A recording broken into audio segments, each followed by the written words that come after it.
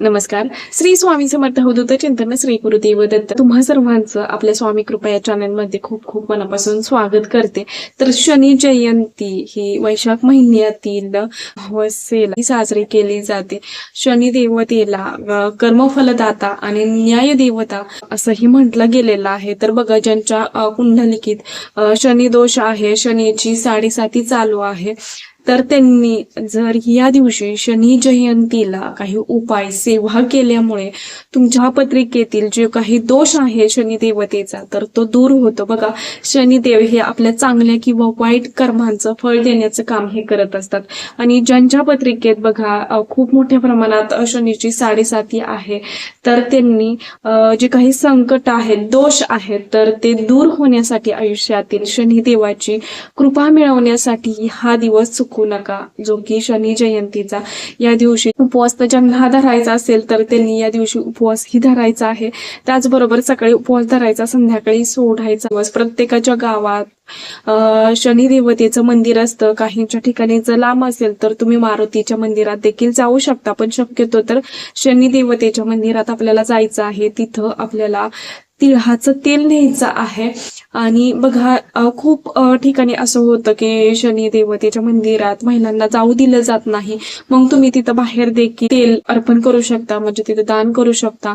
किंवा ज्यांच्या इथं जाऊ दिलं जातं तर त्यांनी जावं, ज्यांच्या इथं नाही जाऊ दिलं जात तर त्यांनी कोणाला तरी तिथं, म्हणजे घरातील व्यक्तींना, पुरुष व्यक्तींना बरोबर घेऊन जावं. आणि जे काही आपल्याला तिथं व्हायचं आहे, बघा, या दिवशी तिळाचं तेल दान करण्याला खरंच खूप महत्व आहे. कोणकोणत्या गोष्टी दान केल्यामुळे आपल्या आयुष्यातील संकट, दोष दूर होतात, तर ते सुद्धा मी पुढे जाऊन तुम्हाला सांगणार आहे. पण या दिवशी तर दिवसभरात कधीही तुम्ही शनी देवतेच्या मंदिरात जायचं आहे. तिळाचं तेल तिथं अर्पण करायचं आहे, म्हणजे तिळाचा तेलाचा दिवा आपल्याला तिथं लावायचा आहे. त्याचबरोबर जे रुईची पानाचा हार असतो तर तो सुद्धा आवर्जून घेऊन जावा.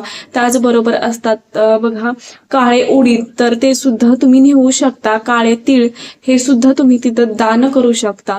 ज्यांच्याही म्हणजे बसू दिलं जात असेल मंदिरात सेवा करण्यासाठी, तर तिथं बसूनच तुम्ही सेवा करण्याचा प्रयत्न करा. या दिवशी आपल्याला शनी चालिसेचं पठण करायचं आहे. त्याचबरोबर हनुमान चालिसेचं पठण करायचं आहे. मारुती स्तोत्राचं पठण करायचं आहे. ह्या सेवा करायला विसरू नका, की जेणेकरून बघा हा दिवस म्हणजेच की शनी जयंतीचा दिवस आपल्या आयुष्यातील 7.5 दोष संकट निवारण करण्यासाठी आणि शनी देवतेची कृपा मिळवण्यासाठी खरंच खूप महत्वाचा आहे. ज्यांच्या पत्रिकेत खरंच एवढे मोठे दोष आहेत किंवा पितृदोष जरी असेल तरी सुद्धा तुम्ही ही सेवा करू शकता. बघा, इव्हन सर्वांनीच ही सेवा केली पाहिजे, की जेणेकरून शनी देवतेचा आपल्या सर्वांवरती कृपा आशीर्वाद राहील. ज्यांना खरं शक्य असेल तर तिथं जाऊन सर्व काही सेवा करण्याचा प्रयत्न करा. आता बघा, शनी जयंतीच्या दिवशी खूप मोठ्या प्रमाणात मंदिरात गर्दी असते, बसू दिलं जात नाही, तर तुम्ही दर्शन घेऊनही येऊ शकता. आणि घरी आल्यानंतर आपल्याला सर्व काही सेवा करायच्या आहेत. बघा, पुन्हा एकदा सांगते, हनुमान चालिसा, शनी चालिसा, मारुती स्तोत्र आणि एक मंत्र जो की तुम्ही दिवसभरात कधीही हे करू शकता, म्हणू शकता. ओम शम शनेश्वराय नमः, ओम शम शनेश्वराय नमः. या मंत्राचा सुद्धा जास्तीत जास्त या दिवशी नामजप करायचा आहे. ज्यांना काहीही करणं शक्य होणार नाही तर त्यांनी हे स्तोत्र तरी श्रवण करावे मनापासून. ज्यांना खरंच असं वाटतंय की मला एवढं मोठं म्हणायला जमणार नाहीये किंवा म्हणता येणार नाहीये, तर तुम्ही नक्कीच हे सर्व काही स्तोत्र आहेत, शनी चालिसा, हनुमान चालिसा, मारुती स्तोत्र, तर ते तुम्ही मोबाईलवरती सुद्धा श्रवण करू शकता, लावून ऐकू शकता. फक्त एक चित्ताने आपल्याला एकाग्रतेने ते ऐकायचं आहे, तरच त्या सेवेचं फळ भेटत असतं. त्याचबरोबर ज्यांना काही करणं शक्य होणार नाही तर त्यांनी निदान ओम शम शनेश्वराय नमः, ओम शम शनेश्वराय नमः या मंत्राचा तरी नामजप करायला विसरू नका. जास्तीत जास्त करण्याचा प्रयत्न करा, की जेणेकरून शनी देवतेचा आपल्यावरती अखंड कृपा आशीर्वाद राहील. तर बघा, या दिवशी गरजू व्यक्तींना दान करणं सुद्धा खरंच खूप महत्वाचं आहे. बघा, तुमच्या आयुष्यात म्हणजेच तुमच्या घरातील खूप जास्त जणांना शनी महाराजांची 7.5 आहे, म्हणजेच की बघा, नवरा बायकोला आहे, मुलांना आहे, तर अशा वेळेस असं सांगितलं जातं की ज्या व्यक्तीला साडेसाती आहे तर त्या प्रत्येक व्यक्तीनं सेपरेट दान हे करायला हवं. म्हणजेच की तुमच्या घरात जर दोघांना जर साडेसाती असेल तर दोघांनी सुद्धा गरजू व्यक्तींना दान करायचं आहे. या दिवशी काळ्या रंगाचे वस्त्र असतील किंवा काळ्या रंगाच्या वस्तू असतील तर त्या दान करण्याला खरंच खूप महत्व आहे. मग तुम्ही बघा चप्पल दान करू शकता, त्याचबरोबर घुंगडी दान करू शकता, काळे कपडे दान करू शकता, त्याचबरोबर काळी छत्री ही देखील दान करू शकता. दानाला अनन्यसाधारण महत्व आहे आणि त्यापेक्षा सुद्धा की या दिवशी काळ्या वस्त्रांना, काळ्या कलरला खूप महत्व आहे.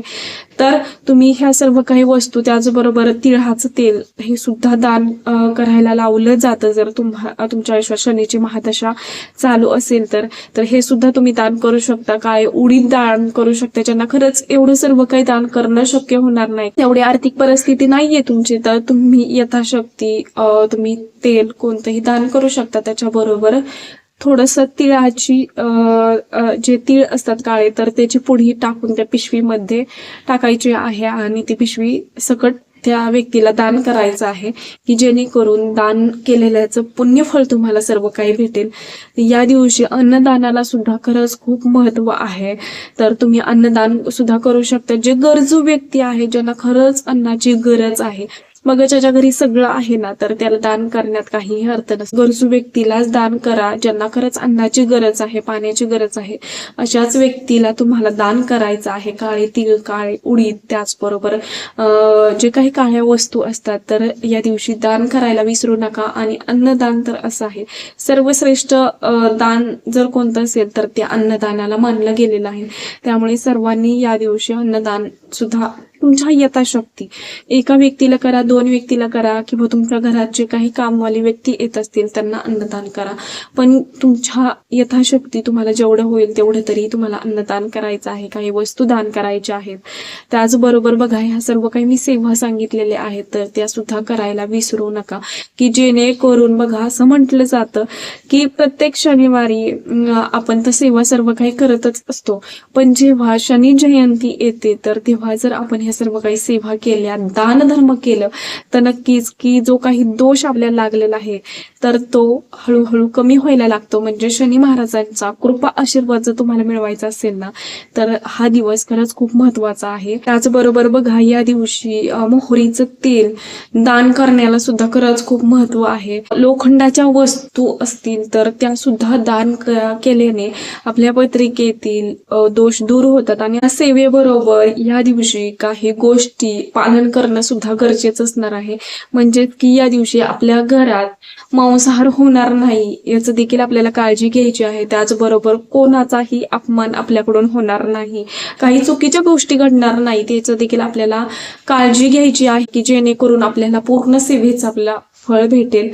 तर आता पुरतं एवढंच. झालेली सेवा मी महाराजांच्या रुजू करते. व्हिडिओ आवडला असेल तर नक्कीच लाईक करा, शेअर करा आणि चॅनेलवरती नवीन असाल तसंच नवनवीन व्हिडिओ पाहण्यासाठी आपल्या चॅनलला सबस्क्राईब देखील करा आणि हाईप करायलाही विसरू नका. श्री स्वामी समर्थ.